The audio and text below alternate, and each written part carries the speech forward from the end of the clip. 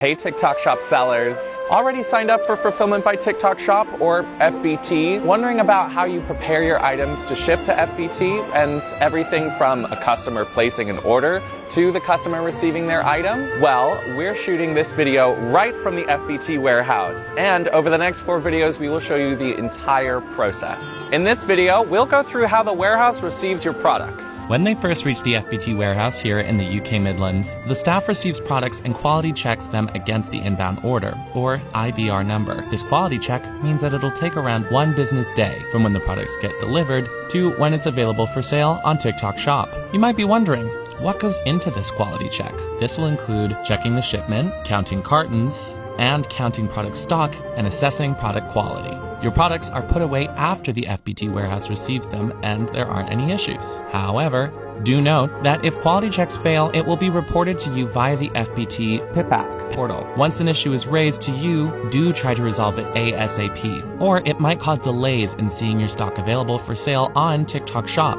Possible reasons for failure could be a mistake in amount of product stock received or a mislabeled item. Well, there you have it. Stay tuned for our next video where we'll show you how the FBT warehouse picks and packs your customers' orders. Run, don't walk.